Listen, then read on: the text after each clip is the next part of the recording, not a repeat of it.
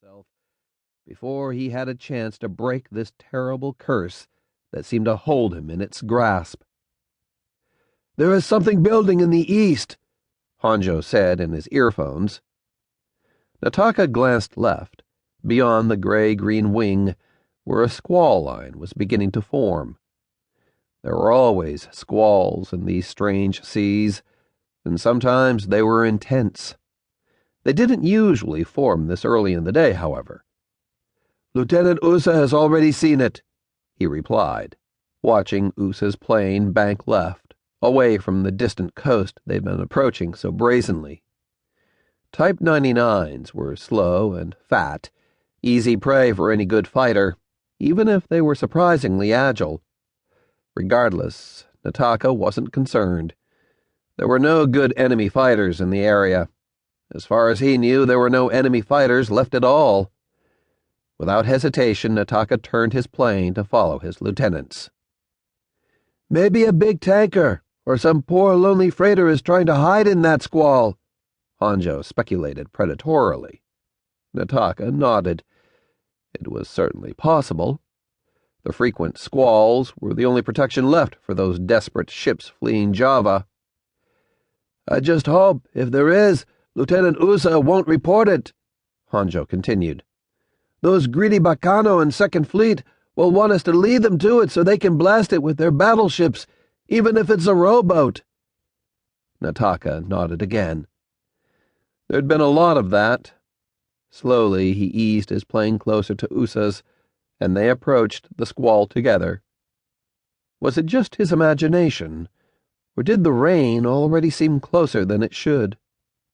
They were flying 350 kilometers per hour, but either the thing was growing much more quickly than any squall he'd seen, or it was moving toward them in an unprecedented fashion. It was also growing darker, and wasn't the usual purple-gray that one usually observed, but rather greenish and livid with dull pulses of lightning. Strange. "Nataka!" came Usa's clipped, terse voice in his ears. "A ship, 2 o'clock, low." Nataka suppressed an exasperated sigh. Of course it was low if it was a ship. He strained to see over the black-painted cowling of his engine. Yes, all alone on the brilliant purple sea, a lone freighter plodded helplessly along. She looked old, medium-size, with a single stack, streaming gray smoke. Perhaps she'd seen them because she was clearly making for the growing squall. "We will attack together," Usa said over the radio.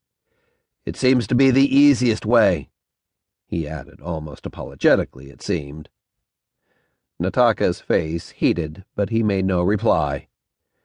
"I will approach her port bow," Usa continued. "You will attack from the port quarter. Whichever direction she turns, one of us should have her entire length for his bomb to fall upon." "It will be done," Nataka said, and banked left again, directly toward the squall. "Beloved ancestors," he muttered, and immediately wondered if anyone heard. If they had, they probably thought he was calling his ancestors to aid him in the attack. But what prompted his words was the squall itself. The thing was monstrous. Not only had it swiftly grown to encompass the visible horizon, but it was practically opaque. Not like a squall at all, but like a huge wall of water. He shook himself and glanced at his altimeter. Soon he would begin his dive. The altimeter had gone insane. The needle spun erratically with wild fluctuations. Not only that, but his compass was distressed as well. As he banked back right, to the north, his compass told him he was flying east. Even as he veered around behind the still tiny ship below, his compass steadfastly insisted that west was north. "Honjo, yes? What is it?" "Nothing. Usa has circled around while we positioned ourselves. He is beginning his dive." "Good luck, Nataka. Let us sink this bastard quickly and get away from that wrongful storm." So, Honjo was nervous too. Nataka couldn't count on any of his instruments now.